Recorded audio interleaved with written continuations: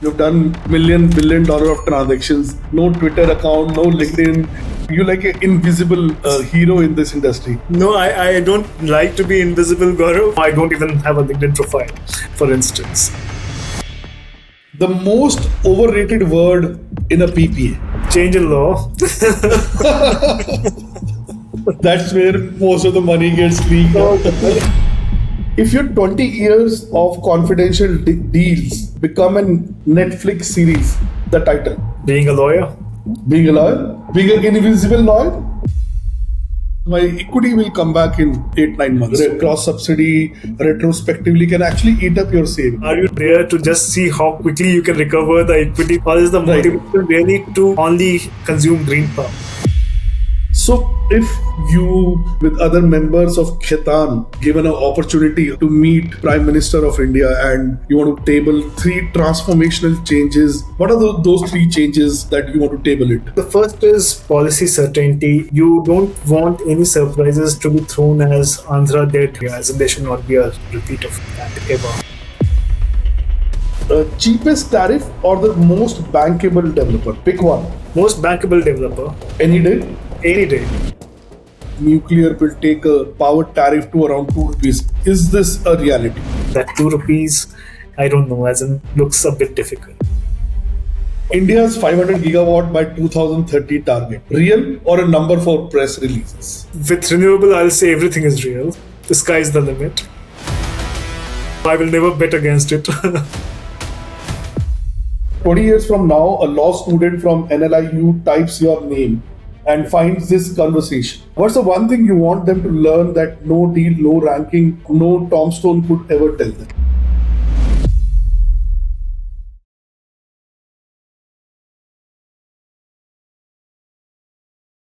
If you ever sign a power purchase agreement that you can't undo, parallelly hearing news like ALMM, Google's investment into AI infrastructure in India, and what does it mean for renewable energy and what does it mean for you, then we have a special guest on our podcast today, Gahan Singh, partner Khaitan Company, whose founder helped write India's constitution. His name is on the contracts behind India's biggest renewable energy deals. 3 things. Number 1, the mindset that you should have when you are signing a long-term solar PPA. It could be 9 months payback or a long-term visibility. Number 2, 3 clauses that you should watch in PPA as detailed as possible, because that's where the money leakage will happen in future. Number 3, AI runs on power and the cheapest form of the power today is renewable and it is about to surge. And the rules that everyone is panicking today is only short term. These 3 takeaways plus everything in renewable energy PPA that you should know. Let's go. Gahan, welcome to the podcast and thank you so much for joining.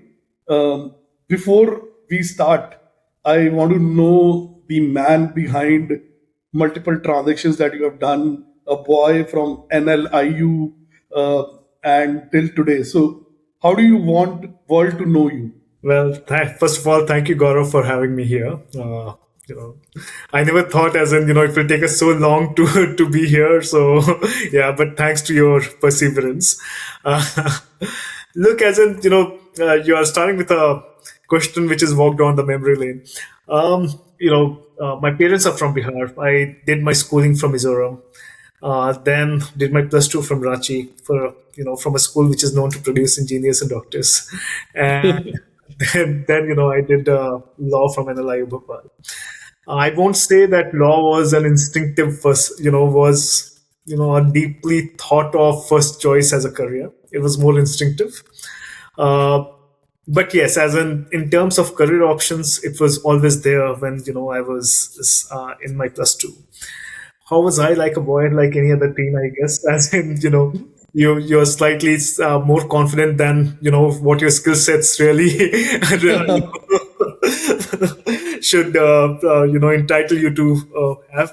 Slightly unsure, but you maintain an exterior, etc., of someone who can manage things and manage whatever life throws at you. So that's about it. As I said, as in so when I walked into NLIU, slightly uncertain, only confidence, more more instinct.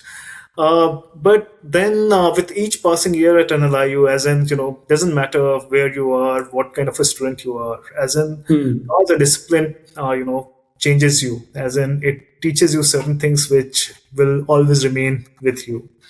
Right. First of all, it teaches you discipline and the need to persevere. It inculcates those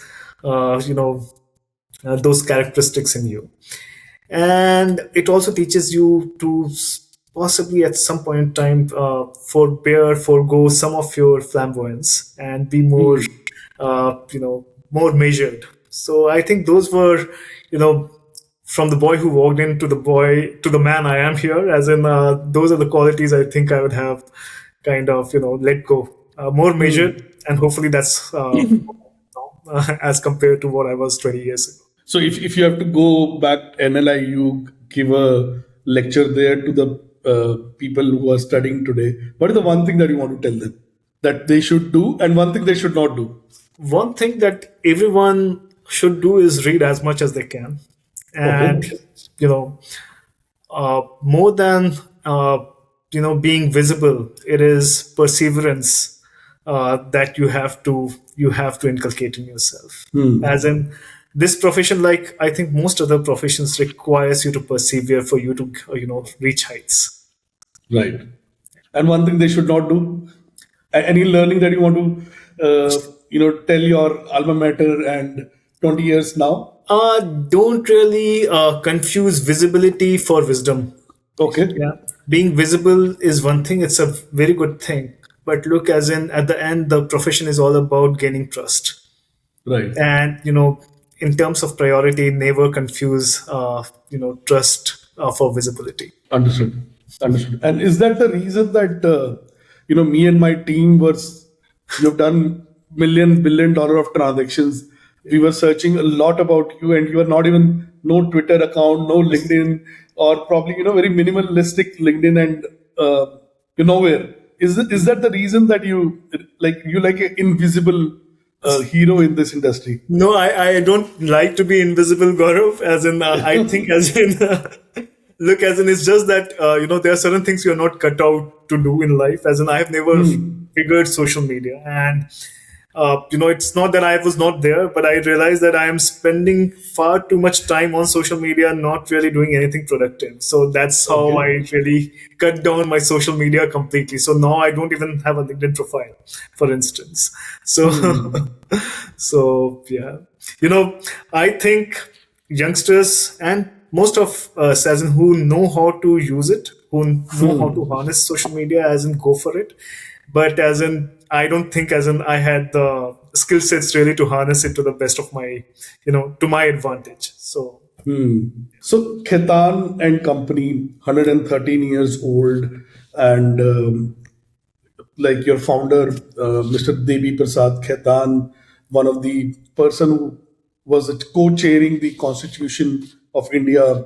And how does it feel like every day walking into such 113-year-old empire? Like, can you walk me through it?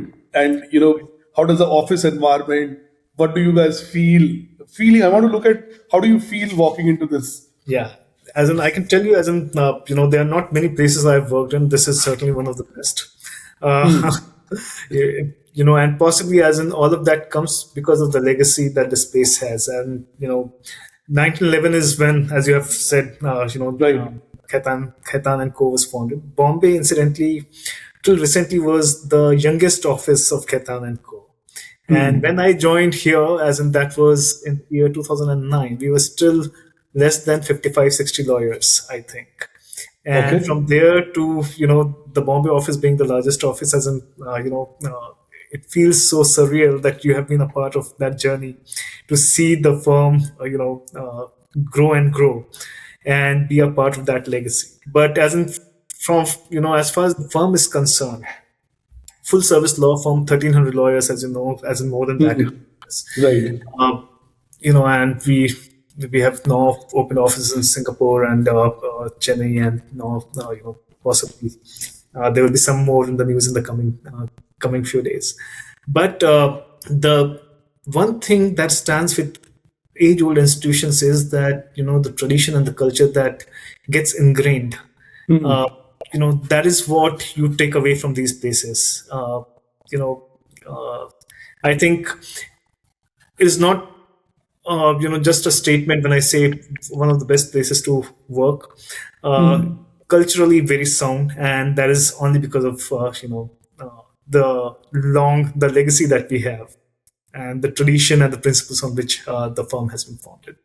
What is the one thing that when you say culture is very strong and legacy, what is the one difference that you feel between a modern day empire versus Khaitan and Company? Is that can you walk me through it? I think the first thing would be uh, it the humaneness uh, Okay. of the firm. As in, Hmm. I don't know. As I said, as in I don't know how modern day workplaces are. I'm not want to comment. I've been here, and I can just tell you that if you look at our ambition statement, for instance, right, it talks about the fact that you have to earn. We must, but with dignity and and trust. Right. And that mission statement is not just a statement. It's just it just gives you an insight into what we value and what are the values that we want our lawyers to carry. Okay.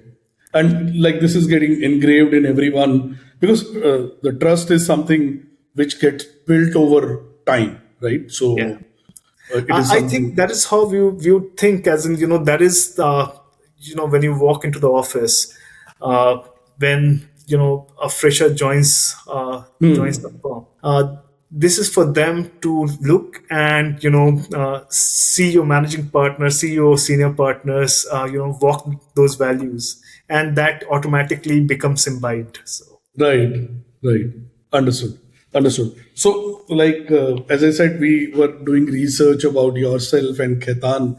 One of the things that we found out that Khaitan and Company has been a leader, especially in renewable energy space. And thing that I found out that you're picking up a lot of transactions on corporate M&A side versus things on the regulatory side, whereas your competitors are probably taking far better share. Is that a conscious decision, and why so? And what is the difference? Why, or is the data telling something that we don't know, but you want to say something on this? yeah, I think possibly the data is not complete, as in, Okay.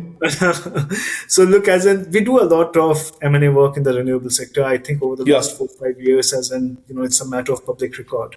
Almost all the big ticket renewable deals, as in, you would have been involved in some capacity or the other.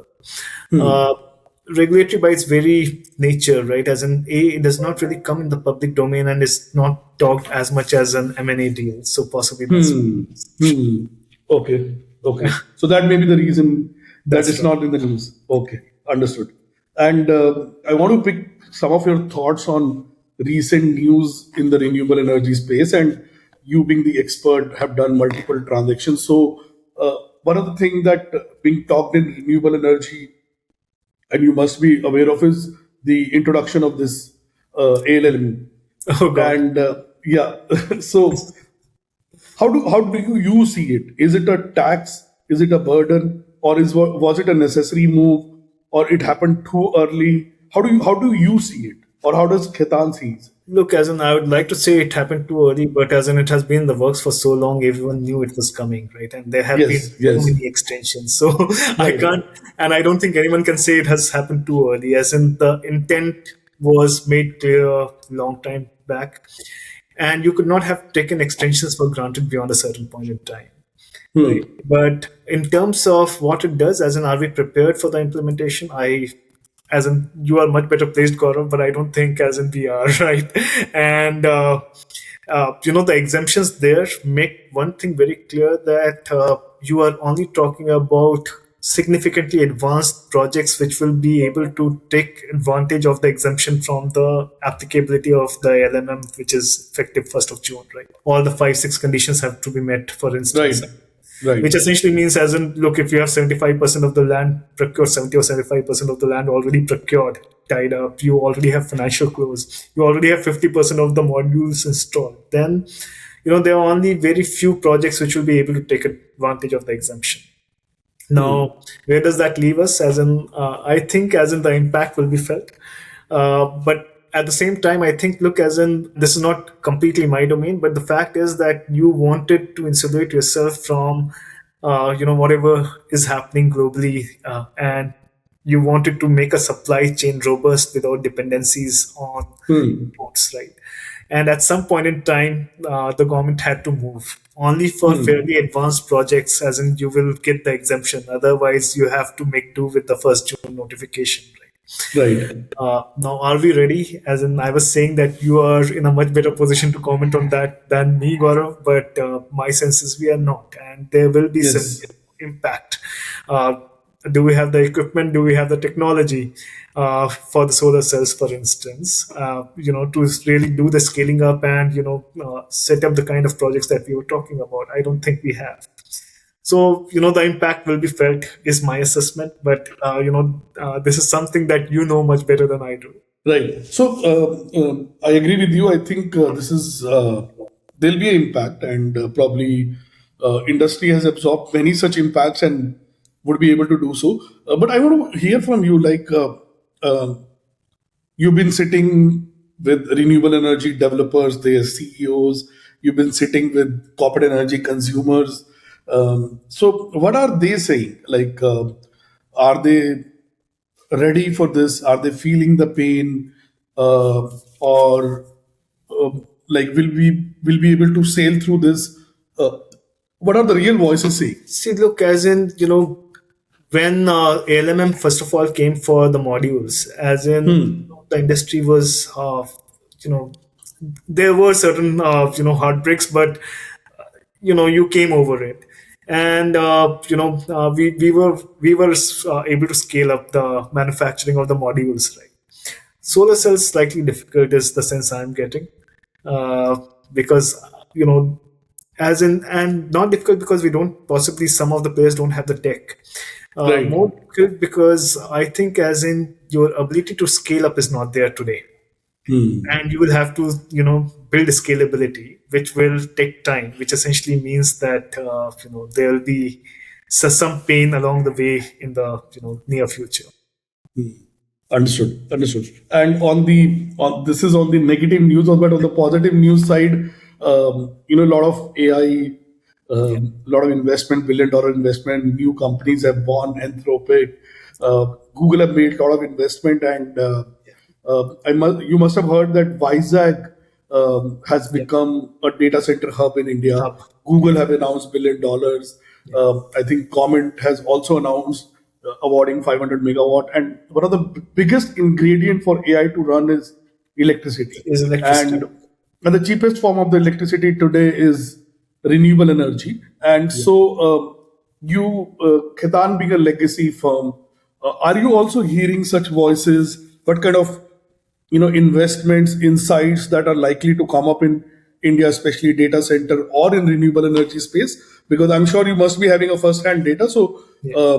while there is a fear around this ALMM might slow down industry, there's a parallel news of increase in demand. Yeah. Yeah. So how are you seeing it? See, green is the word, Gaurav, right? So therefore, as in, while ALMM will slow, does it really concern us? No, I don't think so, because you know that the demand for green energy is only going to rise, right? As in, who's stopping that demand? So an industry which can, look for the next 5 years and know that the demand is only going to increase year on year, as in, there's no reason for you to be worried on ALMM count, at least. On data centers, look, as in, again, AP has done a great thing, for instance, and I keep on saying that data centers is more an energy play than a real estate play. And again, as in, green data centers is the buzzword, right? So what AP has done, very, very pathbreaking, in the sense that they have just seized the initiative, said that, look, data centers will be deemed distribution licensees. So that takes care of the fact that you will be entitled to get cheaper electricity because no open access charges, no cross subsidy, etc. However, as in, that is policy, right? As in, how you implement the policy to really attract that investment and show that, look, as in, we mean business. Let's see how it translates into that. policy brilliant, as in deemed distribution license, as in I think that takes care of many things. Now you will have to walk the talk by also having a single window clearance. Look, we keep on talking about single window Hmm. clearance, and it Hmm. does not translate, right? Hmm. uh, your approval timelines don't condense. So if you can work on that with this policy, I think as in it is for other states to follow, and it will only see uptick in demand for green. So that was actually my next question. So policy is in place. So if you have to walk through and talk to the chief minister of Andhra Pradesh, and so that this policy actually attracts the capital. So, what are the three things that one is obviously single window clearance? What are the other two things so that this policy actually takes a shape? So look, one is as in the state, as in how is it easing the implementation of that project? What is the kind of Okay. state support, right? If you really want to attract a new industry which you think is going to be the future, uh, you know, you will have to incentivize that industry, and that Hmm. incentive works best with a implementation framework that needs to come in. Hmm. Right? It can come in various forms with respect to can you do something like solar parks for data centers? You are trying to do it in Hmm. various ways, right? Hmm. That's one. The second is how do you reduce the initial capex for the industry? Hmm. Understood. And if you have to, Maharashtra is watching Andhra Pradesh, Gujarat is watching Andhra Pradesh because Andhra took a lead, and I think maybe the chief minister has this kind of a relationship. How he built Hyderabad, he's trying to build the same thing for Vizag, and is always taking a first mover advantage. So, what are the things that you like Maharashtra and Gujarat or other states attracting data centers should follow? Look, I think as in the model, the template has been laid down by Andhra, right? So, Hmm. so in terms of the policy framework and things that you have provided, it's a competition. So you will have to do Hmm. better than what Andhra is doing, Right. right? And I think, look, as in Maharashtra and Gujarat, especially, as in, uh, as long attracting industry is not a problem. Your problem Hmm. again is to give certainty. That is also less of a problem for Maharashtra and Gujarat than for Andhra, if I may. As in, yeah, so it's only taking the template and attracting investment basis that template, and if you can just add on certain more incentives in terms of your proposal, that will be great. So, for instance, as in the the land that you are allocating for data center parks in Maharashtra or Gujarat, as in what are you doing to set up the transmission infrastructure? If the data center is going to be a green data center, then is your grid and the transmission network ready? If it's not ready, what is your plan to make that ready, to bring investments and make it attractive, right? Because look, as Understood. in generating energy is one. Do you really have the grid connectivity and the capability to keep on transporting electrons, generating Absolutely. Absolutely. is another? And Absolutely. I think that is one thing where we have to Hmm. really fasten up our pace. Understood. And so one of the thing which is another news where I want to pick your brain because I have the expert in front of me, so I don't want to lose this opportunity at all. So this electricity amendment rule 2026 Yeah. is the 26% equity, 51% consumption to a collective AOP level assessment. So Yeah. what do you think? What are the two things that is going to change, and why do you think it's going to change? Is it good for industry? I mean, I want to know the thing that market don't, and I want to know from directly from the horse's mouth. Look, does it really change much, Gaurav? As in, I don't really know. As in, what does it change in terms of 26%, 51%? It has always been there, right? As in, the industry also absorbed the fact that when it comes to the project cost, that 26% or 7.8% of the project cost has to be brought in by the captive consumers. Is it really adding on anything more to the captive architecture? I don't think it is, right? I think that is my sense, unless I'm, missing something. No, no, I want to hear your sense only, of course. No, one of the thing I think that happened is recently was, for example, there is a group and they have multiple entities. So each of the companies has to take individual 26% shareholding to qualify as a captive consumer. Yeah. Uh, So and now, when they said that parent company, subsidiary, both can be taken together, be seen right, as a captive right. consumer, that's a good thing, right? As in, That's that is the amendment which came in. So you are essentially saying, but the point is that look, 26%, 56 and 51%, 26% equity, 51% consumption. That is the rule, right? What you are right. essentially said is that look, who is going to consume that 51% electricity if the parent company owes 26%, even a subsidiary can consume, and that will go towards captive consumption. Right, So right, they have made it slightly easier for groups to invest that 7.8% capital and ensure that the electricity is consumed throughout the group without a single entity having to face the pressure of consuming and maintaining the captive status. and like if I given a chance that you have to rewrite the power purchase agreements that happens in India, and if given a liberty, what are the top three clauses that you want to rewrite, change it from your existence to a newer form? And I want to know it from the perspective, the three clauses which causes the most dispute later on, and should be rewritten in a way that things can happen. Yeah, sure. Look, as in, change in law, of course. Force majeure second, as in, I'm answering your second question first, as in, what are the Okay. causes which give rise to a dispute the most? So, change in law, Right. always contentious. Force majeure, always contentious, right? Anything which essentially increases the cost for one party versus the other will always lead to. Right. Hmm. And the third is obviously how you are structuring your default, especially in captive CNI businesses. Okay. Because look, as in, you're entering into a long-term relationship. When you're entering that relationship, the idea is that you'll honor that relationship for the period, right? 25 years, 15 years, whatever you are entering it for.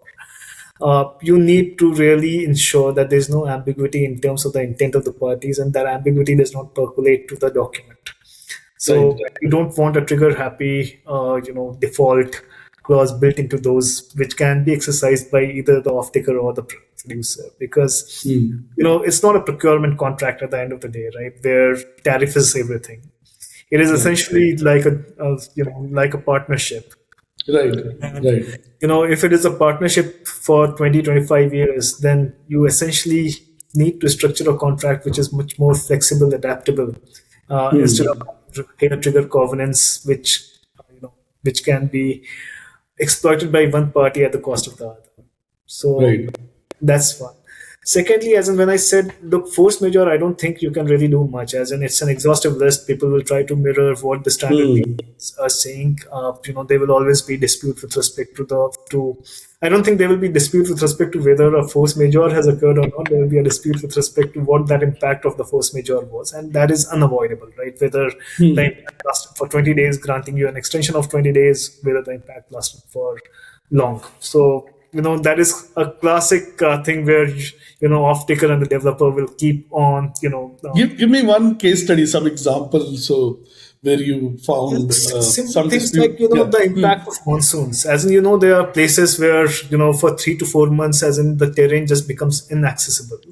Now, is it only 4 months extension that such a situation will give rise to, or whether it is longer because you have to demobilize and remobilize, right? Right. So should it be 6 months instead of 3 months? An impact of such a force majeure, and what happens if it extends to 2 cycles of monsoons? And if it is happening, year on year, is it really a force majeure, or you should have built it in, when you were bidding for the project and giving timelines?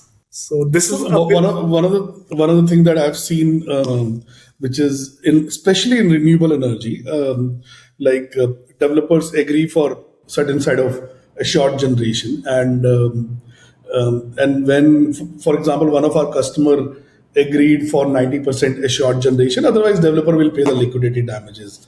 Now what happened is 2 years passed by, this customer was getting only 77%, and he went back to developer asking for a liquidated damages, and developer said, go to Surya Devta, he will pay you liquidated damages, because in the PPA it is written that it is subject to irradiation. So these are the common things that the CFOs actually miss out. So how can they track it? Because in PPA, not just the clauses, but the fine print of the clauses also matter, right? It So does. have you also seen similar kind of situations wherein a budgeted IRR went for a toss completely, 2 years later, etc.? As in, I think, Gaurav, this is one of the biggest things that you come across in projects, right? And one of the reasons for that is that, look, as in you were promised that within I don't know why this happens, but you will deliver a project in 12 months. It easily takes 18 to 20 months. That is the first hit on your IRR and projections, right? The second, of course, is on the irradiance bit again, as in the CUF etc. will be projected, but I think as in companies monitor it more minutely, because it impacts what they are off taking immediately. But in terms of long-term PPA provisions, I think which is not visible immediately. Who is really monitoring the performance of the PPA becomes very critical to for you to really then say whether you have the rights and the remedies available under your contract. Whether your counterparty should not say that, look, if you have remained silent for 3 years by conduct, you are okay with the reduced generation that the plant was doing, right? Right, right. All of those things you will have to be mindful of. So you've been on the both side, right? Depending upon the transaction, and let's say a dispute like this, irradiation or a delay. Like how do you handle this? How do you advise this? Because you've seen it multiple times in a Yeah. PPA. Yeah, so look, as in, I think, as in, from a developer's perspective, as in, everyone takes, buffer when you are committing to the SCD date. Hmm. Right.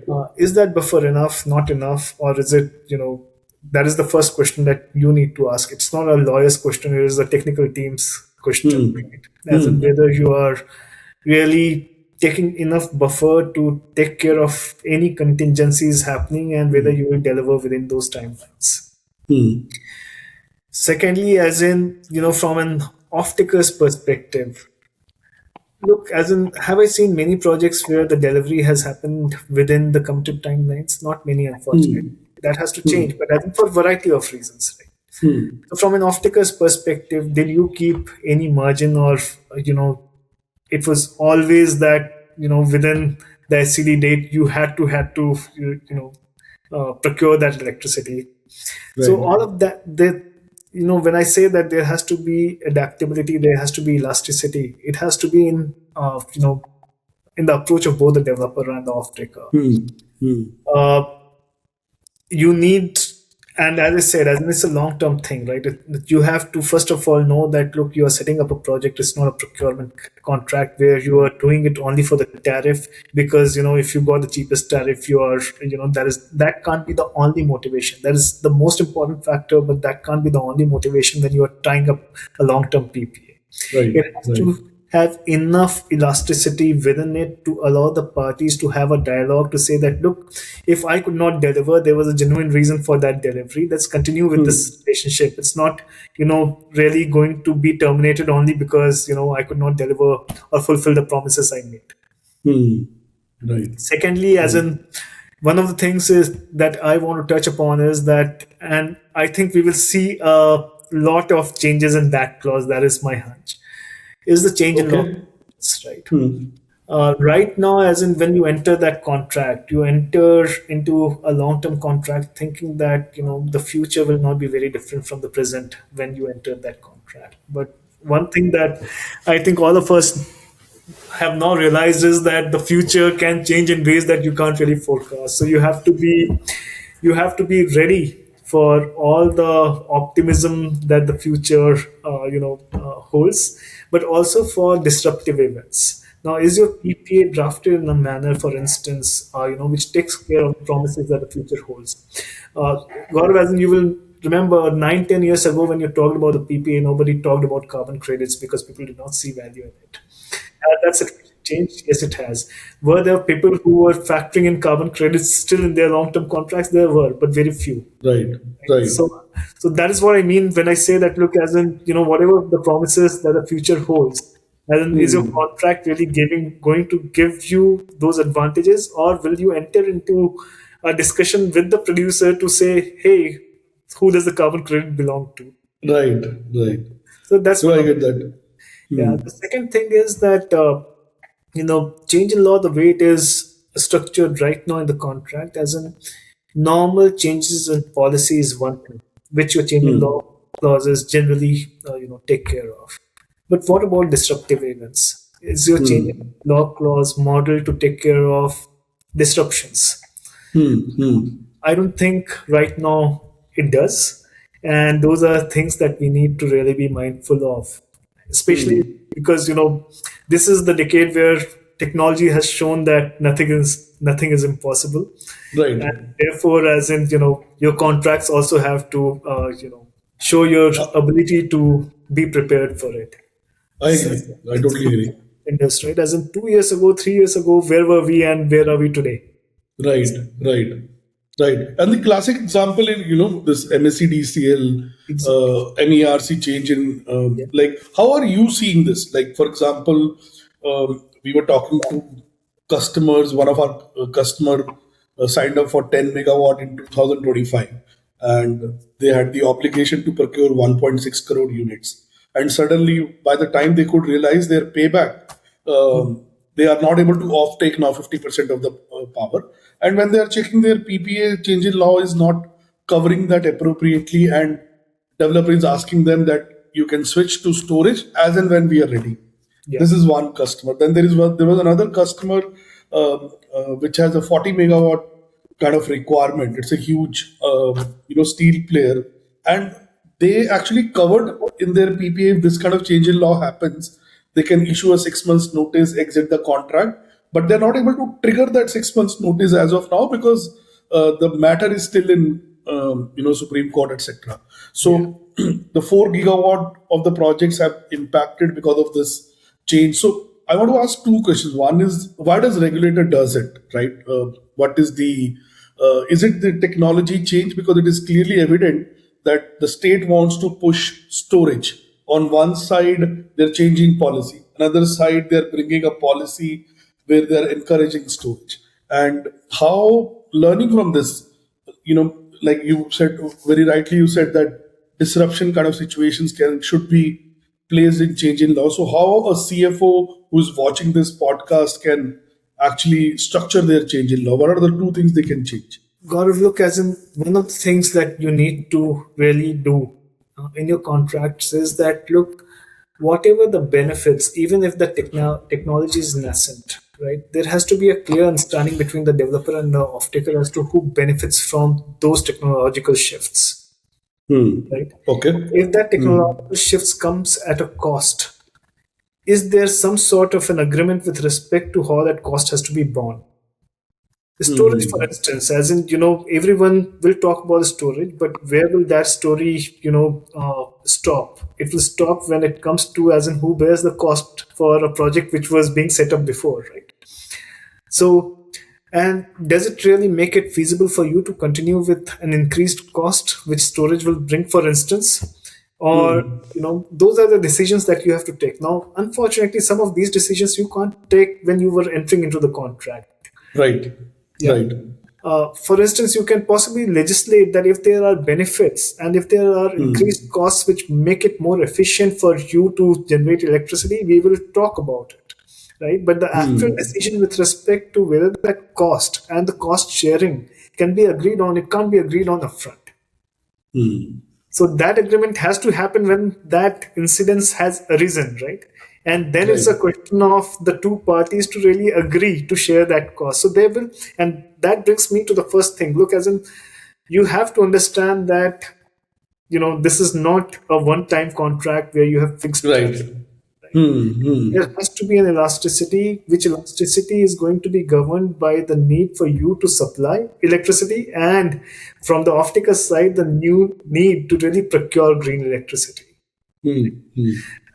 If cost competitiveness is the only thing, then your MSCDCL example, where storage is the only solution, as in it will not work. Then you will have to find Absolutely. alternative solutions. Then there is Absolutely. no option but to actually terminate the contract. Understood. And this elasticity that you're enforcing upon, like, how can this be built in? Is there a provision to review the contract every year? But I in don't. that case, Sorry, no. no, in I that case, the lenders probably will not, No, find it it. is not advisable for anyone, Gaurav. Sorry. With elasticity, I did not mean the ability to keep on revisiting the contract, because then that says that there's no point in having a long-term contract. Absolutely, absolutely, By absolutely. elasticity, what I meant was, and it is not only a bankability problem then, as in that is of course one of the biggest problems. But the thing is that if you have a provision which says that, look, we'll keep on revisiting contractual provisions, it's no longer long term, so it does not give you certainty. What I was alluding to was the fact that there are certain things which should not really trigger a default situation in a PPA immediately. There has to be a bit of forbearance built in into the documents, right? So, for instance, as in you are talking about normal invoicing, for instance, right? You don't really terminate the PP only because there has been a delay of 10 days, 15 days, right? Similarly, if let's say you have to think about incremental cost to make the project comply with the new regulations which may come in at a later point in time, there has to be a mechanism under the PPA which allows for discussions and reaching a common point, right? Do the PPAs today have that? Not many PPAs have it, right? So essentially, then what will happen? As in, look, this is no longer tenable, so therefore I should send you a termination notice. I'm saying that is not the way to go. There has to be ample scope for the PPA to discuss the way forward, rather than saying that, look, because the cost has increased, I'm immediately exercising my termination right. Right, right. That's just No, an this is example. very good. There are many such No, this is things. very good advice. Absolutely, absolutely. And like, from the perspective of, as a case study from a MECDCL or from MERC perspective, this was very thought of move, in terms of they change the TOD solar hours rather than changing the policy or the regulation altogether. Yeah. How do you view it? Like, Look, not very happy about it, Gaurav, because if you are bringing in any regulatory change, right? There has to be some grandfathering of the projects which are already under construction. You cannot really say from day zero that, look, as in this is the change which will become effective. Secondly, as in regulations, and I think increasingly, I'm sorry if I'm sounding like a critique, but there should not be any scope for ambiguity in regulations. Somehow, I think our regulations leave some scope for ambiguity, and they essentially say that, look, as in this is the regulation, you read it the way you want to. No, sorry, as in if you have come up with a regulation, as in tell me that this is the only way that you intend it to be read, right? So those two things, as in grandfathering, for instance, in ALMM, right?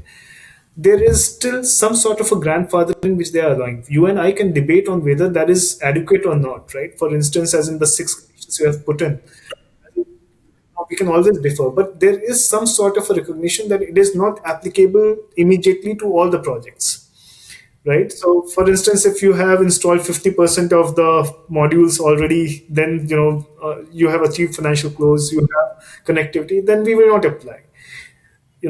Adequacy of grandfathering is different, but grandfathering as a concept, whenever anything new is coming in, has to be there. so you worked on multiple deals, transactions. Without naming a client or a deal or a transaction, what is the one thing in a 25-year PPA that CFO or managing director watching this should be, that you would advise should, go deep down, as deep as possible, where most of the money gets leaked or the tariff gets leaked? Give me specific, not just force majeure change in law, but a specific. We have talked about change in law, and we have talked about tariff escalations, etc. As Yes. in, look, as in, one is essentially the termination principles of the contract. You need to Okay. really look at those. You need to look at the LD provisions in the contract very, very closely, right? Because these are all which are going to add to your cost, right? Hmm. The third is obviously payment security. In CNI, it becomes important. What are the payment security? Does it make sense for you to essentially negotiate that, whether an LC or a BG is really required if you are a AAA rated consumer, or even AA rated, or above investment grade, because these are all adding cost to you, right? And for how long do you have to maintain the payment security? Right now, it will say that throughout the life of the PPA, you will maintain payment security. Possibly, you can say that if there's a history of payments on time, at some point in time, the payment security clause in CNIs should move away, right? As in, should be. No, very valid because I deal with a lot of Marwadi community customers, and they are on fingertip kind of numbers. And for example, let's say a 10 megawatt project gives roughly, let's say there is a 3 rupees delta between a grid tariff and an open access tariff, and it gives roughly around 4.5 5 crore rupees saving, and the investment that they have to make is 3.2 crore. So they say 8 9 महीने में payback आ जाएगा. Let's go ahead and sign this and forget about other terms. I don't even care, and because my equity will come back in 8 9 months. So I think that's where this termination and the liquidated damages, because they have to understand they're getting into a long term Yeah. PPA, because the cost That of is correct. So the motivation of the parties has to be very clear, Gaurav, right? As in, are you there to just see how quickly you can recover the equity that you have invested, or is the right, motivation really to only consume green power? Right. right, So that right, is very important. And, there's right, no right or wrong here. As in, what is your motivation to enter into a long term PPA? You have to be very clear. And that is what will dictate the contract terms. right, right. But as So I said, I think mostly if it's a long term arrangement that you are entering into, then the spirit has to be that of a joint venture partner rather than. absolutely, absolutely. Because this equity you have recovered today, because but tomorrow this termination can, or for example, cross subsidy retrospectively can actually eat up your savings. So Of course. that's where it Exactly. needs to be clear. And look, right now you are benefiting from the fact that there's no CSS, there's no open access charges, right? What Absolutely, happens if 2 years absolutely. down the line it comes in? And this can also come retrospective. As in, I don't think it will come retrospectively. We will all be up in arms against that. Prospectively, but look, as in, if you had a trigger happy, you exercised your default right, and then you are not getting electricity at the rate which is really, at which you were getting it 2 years back, then is it really worth it? Is also the question. I agree. So if you with other members of Khaitan, and I'm sure given an opportunity, or I mean, to meet Prime Minister of India, and you want to table 3 transformational changes that can restructure renewable energy, or probably make India's the capital attractor for renewable energy, because India can, and it has already done it to a great extent with data centers and a lot of investments coming in. What are those 3 changes that you want to table it? Look, the first is policy certainty is the minimum thing that the government has to assure. You don't want any surprises to be thrown as Andhra did, some years back. If Right. you want renewables to be the thing and keep on attracting investments for investors, as in that is an absolute no-go area, as in there should not be a repeat of that ever. So that is number one. Secondly, look, as in, when we started, renewables as in was known because it was easier to, implement and construct because of the fairly easier approval regime, right? Now, and that is the hallmark that has to remain. You have to ensure that the approval regime is as easy and can be made easier with each passing day, if I may, as in, irrespective of the complexities of storage, FDRE, anything which is coming in. Uh, the focus is on ease of doing business. This is a sector which has been the most promising, where India has delivered, right? As if I'm not mistaken, 50% of Yes. energy from renewables now. Absolutely. Absolutely. That to continue, I think, look, as in policy certainty, approvals, we talk about it enough, but I don't think we have achieved much in terms of our ability to have a single window mechanism for clearances. Renewables is the sector, it should be the test case, right? As in, because the approvals are so few, as in, you start with renewables, say that, look, these are the seven approvals that any industry has to apply for, the timeline which it will get. As in, there Very are valid. sectors, right? But renewables, in terms of approval regime, is the easiest for you to, Easiest one. single Absolutely. do that. Nothing is stopping it. Absolutely. Second thing. Ah, so I only talk about policy and the approval regime. What is the second thing? I'll have to think about it. Uh, Look, as in, there are many things already going for you, right? As in, I think, however, as in, renewables can't only be onshore, onshore solar and wind. Offshore wind has to become a reality very soon. We have been toying with the offshore wind policy. We have been, talking about the first offshore project. First, it was, off the coast of Gujarat, then Tamil Nadu, etc. But it's time that we also implement that, because your renewable story will be incomplete if you are only talking about onshore solar and wind. You have to, keep on adding elements to it. Offshore wind is something that you have to work on. Policy framework was already there. It has been ages. Now is the time to act on it. But why did the first bid, took off? What was the reason?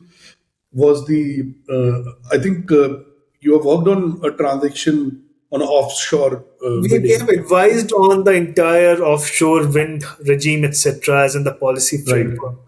The government came up with the policy, the government came up with the rules, the government also came up with the tender, but nothing has moved much. Okay, What is the reason for it? As in, is it lack of our preparedness to provide allied infrastructure which will make it a reality? Again, as in, it's the similar conundrum as the ALMM, right? Here, as in, hmm, if you don't have the supply chains and the ability to construct it offshore, then possibly that is something which is holding it back.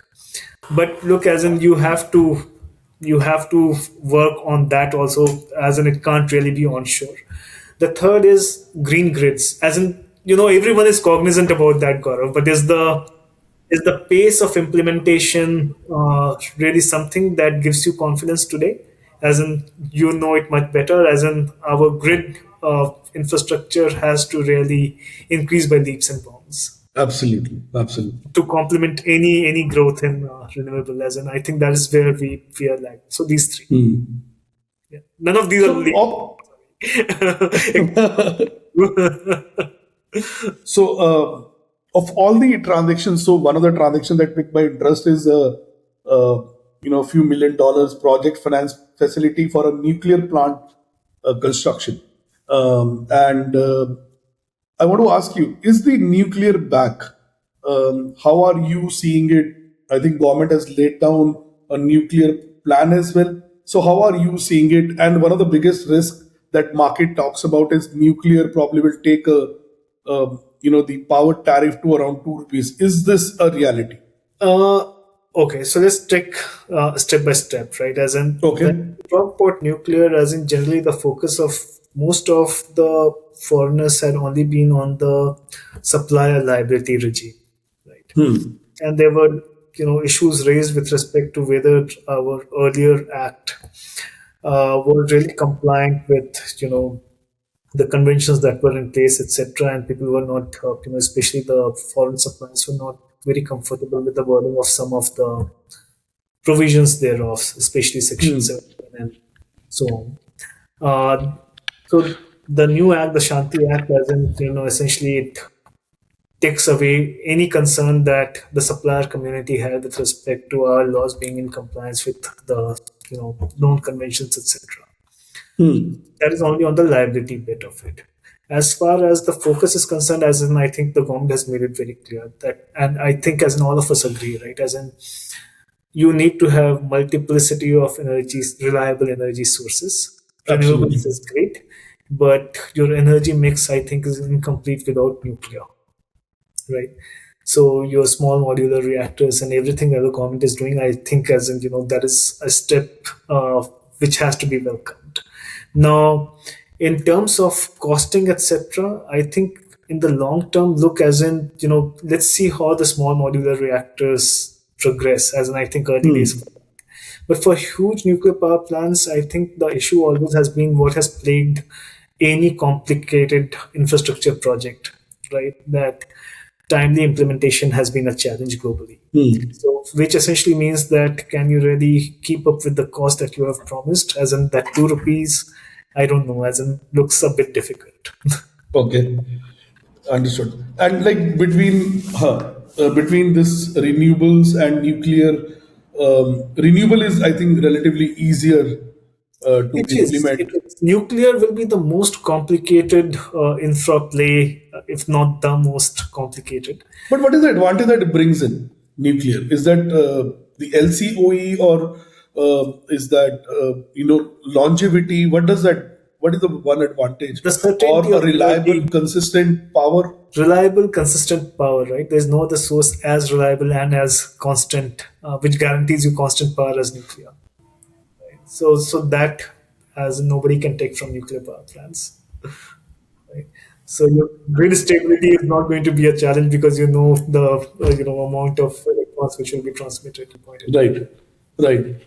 And like you have worked across solar, wind, storage, multiple technologies. So, and like if we combine solar, wind, hybrid plus storage, uh, do you think this renewable also, becomes that reliable by combining multiple technologies, or is it still to be tested and checked?